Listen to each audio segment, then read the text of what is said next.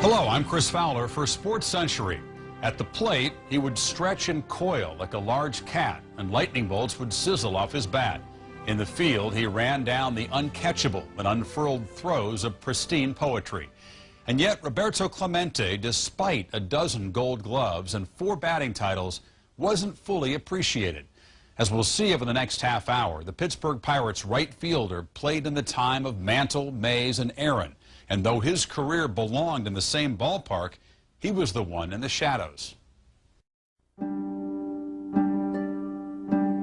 I had got the job to work in Pittsburgh in May of '66, and Jimmy Cannon was one of the fellows that recommended me for the job in Pittsburgh. He says to me, you know, you're going to a town that might have the best player in baseball and nobody knows. Mays and Aaron and Mantle were hitting the home runs, so they captivated the media, and it kind of overshadowed Roberto a lot. He was a tremendous ball player. The reason I think he might have not got the recognition because he was in Pittsburgh. If you don't play in New York City, you know, one of those large cities, they didn't even think you was a baseball player. He wanted recognition and appreciation, and it came too slowly for him. As part of the first large Latino wave to play in the majors, Puerto Rican Roberto Clemente faced a language and cultural barrier that played out on the Pittsburgh sports pages of 1955 in derision, ignorance, and bad taste. He'd use a phrase, say like, I hit the ball, and they would print H-E-E-T instead of H-I-T. They quoted him as though he were Tarzan. Meet Tarzan, you Jane. He felt it was a form of mockery, or he was being made to look like some kind of exotic character, and he didn't feel like one. He just felt like a man who deserved a certain amount of respect. I have a feeling those old-time beat writers cleaned up the quotes of a lot of the good old Southern boys who didn't exactly speak in the King's English. Say he would hit a home run and win a game. They would either quote him with a funny accent, or they would ignore him and go over to the guy who pitched the game and quote him. A brilliant outfielder with a rifle arm, Clemente was often dismissed as a hot dog. And when he missed a game, he was called either lazy or a hypochondriac. What also stung deep were the constant lampoons of his broken English. He would say things like, my bad shoulder feels good, but my good shoulder feels bad, or I feel better when I am sick. And the sports writers would write this as comedy, and he was deadly serious, and he resented that. He was accused of malingering, that he imagined a lot of illnesses. He thought he wasn't treated fairly, and he felt that that was true of most of the Latinos. So every time we complain, they say we're faking. Hurt my knees playing ball, but I was afraid to complain because they said we complain too much. If there was one thing that he would mutter in the clubhouse about this, would be sports writer. He just didn't trust him. That distrust grew roots in 1960, a World Championship season in Pittsburgh. Shortstop Dick Groat, the National League batting leader at .325, was voted MVP. Clemente hit .314, but his 94 RBIs were nearly double those of his teammate. This Clemente told me. He said, I never complained about Groat winning. I complained about being voted 8th. When he says, I did not deserve to finish 8th, and he spoke his mind, that was perhaps the first time he came out really in the open. I don't deserve this. Despite others' devaluation of him, Clemente knew who he was and what he was worth. Viewed through the double lens of sports, he was at once seen as dignified and cocky. When he says, for me, I'm the best in the world, you have to understand that Latins are sensitive and proud people. And if you ask a plumber or an engineer, are you any good? He'll say, for me, I am the best plumber on the island, or for me, I am the best engineer on the island. It's an assertion of self-respect and confidence in your ability. A lot of people who did not know Roberto the human being, like I did, would understand that his pride translated instantly into arrogance. He was not an arrogant guy. He knew what he could do, He was sure no one was better than he was. And he was out there to prove it. The opportunity came in the 1971 World Series. Before playing the Orioles, Clemente set the stage by declaring to the national press, "Nobody does anything better than me in baseball." All the skeptics that thought that Hank Aaron or Willie Mays was much better than Clemente, I'm going to show even those guys that I am as good as they are, or better. That is hit well. A Clemente home run, and the Pirates lead 1-0. Nobody hit 400 off our pitching staff. Maybe off of one pitcher. You know, a guy might have one guy's number, but not our whole staff. Bobby Clemente continues to totally annihilate Baltimore pitching. He carried us on his back. We showed up to the World Series that year, and we took our positions. That's all we did. Just showed up. Long chase for Clemente. Gallops over. Grabs it, whirls. Here's Redmond coming to throw. What a throw! And he just beat it in. Clemente carried the Pirates to victory with at least one hit in each contest, extending his World Series streak to 14. With a .414 batting average and a crucial home run in Game 7, he was named MVP. People took a different look at Roberto Clemente. I think people really thought that this is one of the all-time great ball players, if they didn't think that before. I remember he said, "I now have peace of mind." That was his moment of fulfillment. I think Roberto did mature as he went along. Also, I think the American public became more comfortable with him. But it took a long time for America to appreciate him.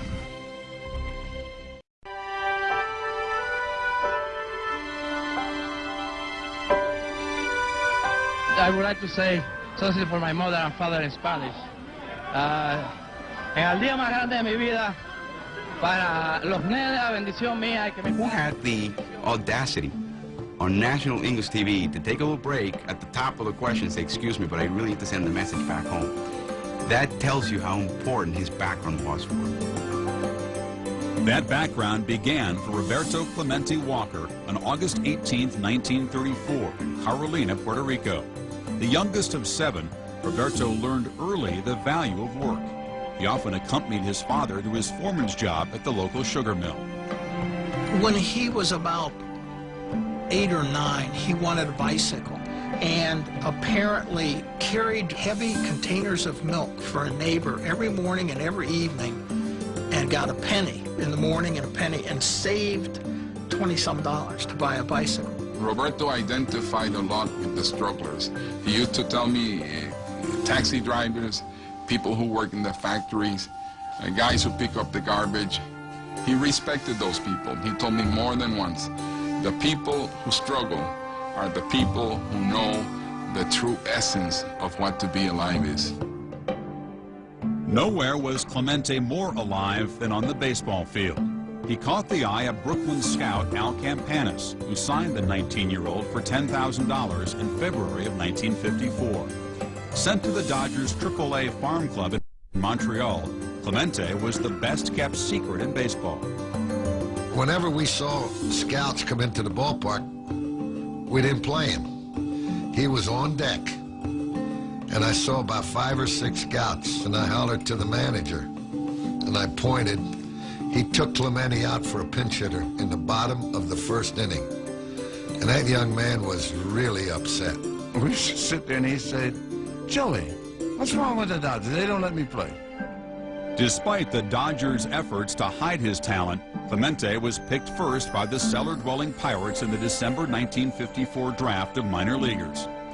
Although it took just 6 years for Pittsburgh to win the World Series with Clemente, it took longer for him to be welcomed by his teammates. He didn't go out of his way to come to us, and we didn't go out of our way to go to him. So both ends just, it didn't gel. Bobby was on the bus, and we joked and had fun around the batting cage and so forth, but it wasn't like he went out to dinner with us after the games. Bobby kind of lived in his own world. Some of the guys don't even know where Puerto Rico was. They probably thought Puerto Rico was a jungle. He never let anybody call him Bob. He said Roberto. He corrected everybody that said to him, "Hey, Bob." He said Roberto. Keenly aware of the prevailing social order of mid-century America, Clemente often remarked that as a black Latino, he had 2 strikes against him. Yet over the years, he publicly decried that Latinos, like blacks, were virtually shut out from lucrative Madison Avenue endorsements and the managerial ranks of the major leagues. This was the whole period of the civil rights movement. Some of the athletes, they focused on the ball game, but Clemente was a very complex figure who was aware of his importance. He was an athlete, but at the same time, he was a spokesman for the Latin community. He had a relationship with Martin Luther King. They met in Puerto Rico once in the mid-60s, and they spoke about what could be done to better race relations in the States. I am very outspoken. I when I feel something that not only about me, or I feel something that is injustice toward my teammate or somebody else, I want to say something about it.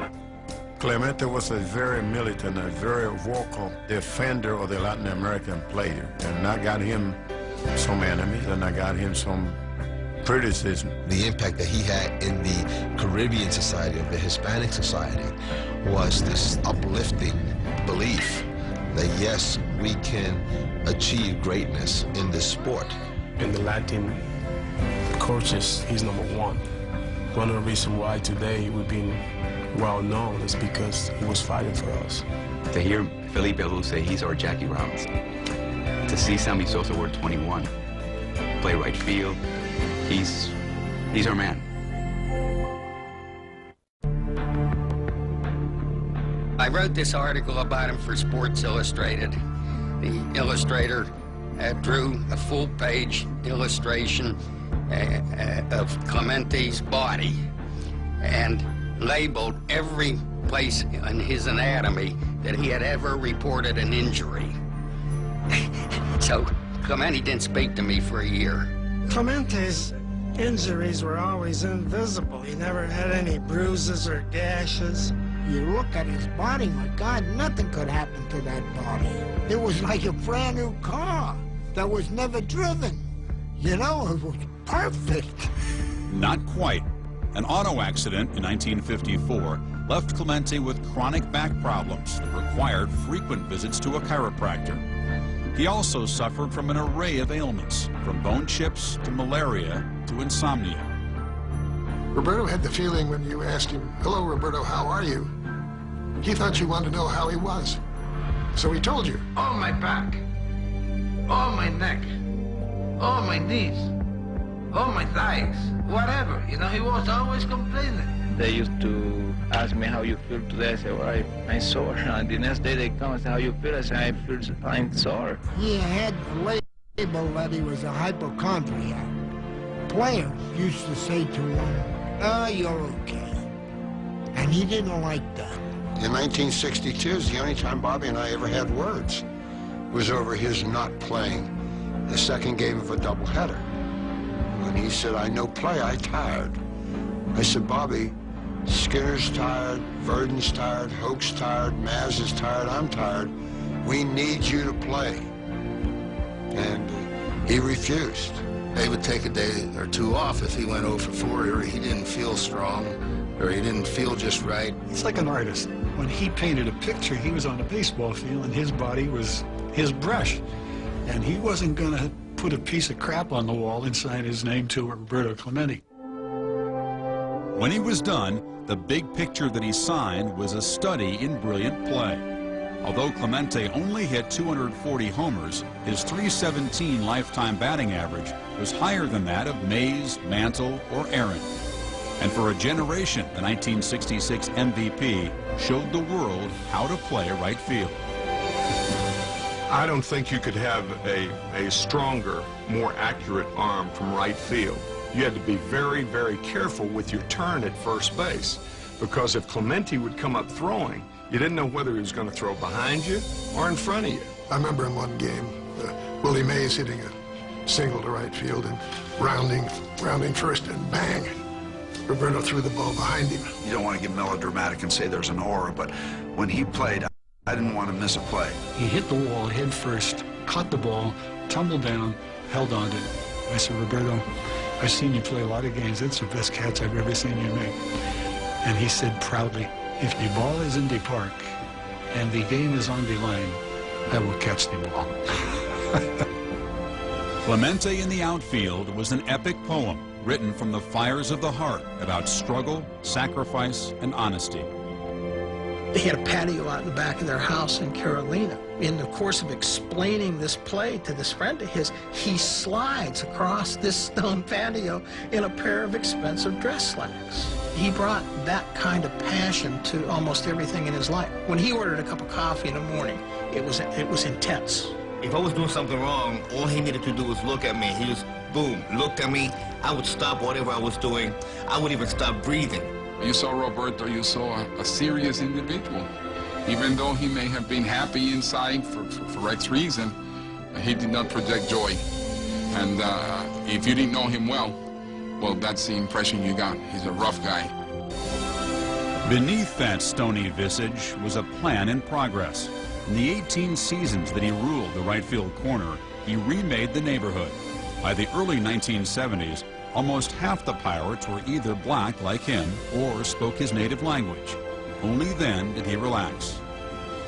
He could talk for half hour, 45 minutes and keep you laughing for 45 minutes. And he never did that stuff early in the 50s. Dave Justy started openly needling Clemente in the clubhouse. And eyes would go up. He'd say, "Roberto, are you going to honor us and play today?" Well, Clemente loved this. He loved this needle, this little camaraderie with Justy.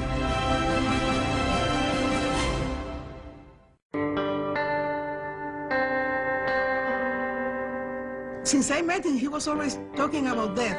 He was always insisting that he was going to die young, always. I said, well, don't talk about sad things, you know. And I said, no, you will see. I know I will die young. On September 30th, 1972, Clemente became the 11th player in history to reach 3,000 hits. Bobby hits a drive into the gap in the left center field. There's the end.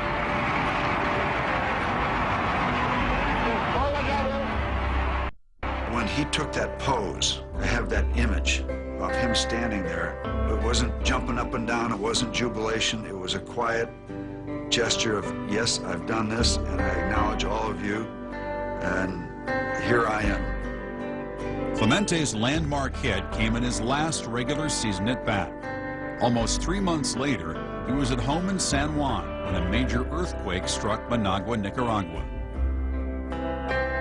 There were reports that the collected relief supplies from Puerto Rico were being sold to the survivors of the earthquake in Managua by members of the Nicaraguan National Guard. He told Vera that if they were selling those supplies and he went there, he would stop it. They wouldn't do that with Roberto Clemente there. On New Year's Eve, Clemente boarded a relief plane bound for Managua.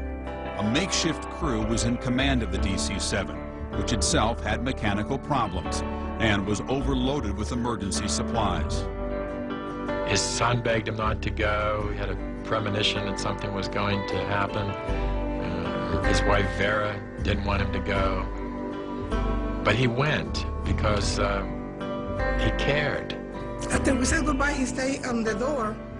I would stay standing there, and he had a very sad look, very deep and very sad look. I can never forget that look.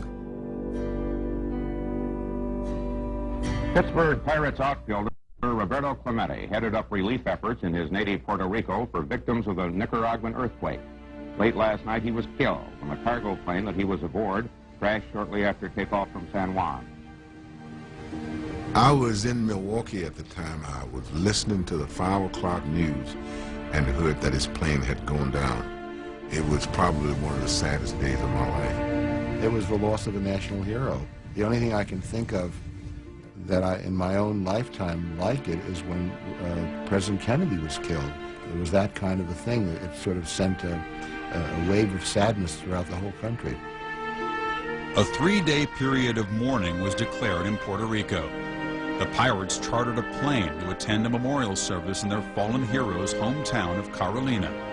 Despite an outpouring of grief, the loss of Roberto Clemente at 38 was too much for some to accept. Manny Sanguillen, the catcher for the Pirates, refused to believe that Roberto was dead and would go out into the ocean and literally look for the plane and look for Roberto floating. I wanted to look for my friend. That was in my mind, that he was down there. And I gonna see him. I think part of the mystique of Roberto Clemente is the fact that they never found his body. There was no sense of closure.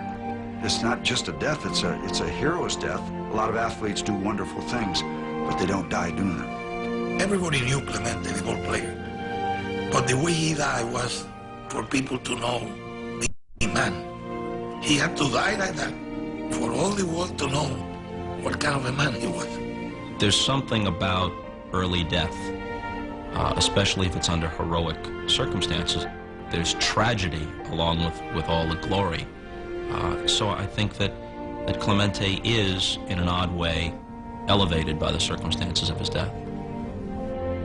3 months following his death, Roberto Clemente was voted into the Hall of Fame by a special ballot, 5 years before he would have been eligible. He was the first Latino to be inducted into Cooperstown. You always miss him. That's never going to change. Never going to change. Each day you try to live up to his name, but it's reality. He's not here. It'd be difficult for an American to measure the importance of Clemente's name in Latin America. He has been deified. He's a larger-than-life saint. I think Clemente really is one of the greatest who ever lived. He didn't have Ted Williams' batting eye. He didn't have Joe DiMaggio's grace. He didn't have Lou Brock's speed. He just had enough of everything. And he had a heart that was bigger than Three River Stadium. He was omitted from the All-Century team. He said Sports Illustrated told him that after his 3,000th hit, he would be on the cover of the magazine. Instead, he was bumped by Joe Namath. And even in his own town, his 3,000th was pushed from the lead story of the sports section by a Pitt football defeat. Whether it was difference in language or culture, small market, or simple ignorance, just do always seemed to elude Roberto Clemente. For Sports Century, I'm Chris Fowler.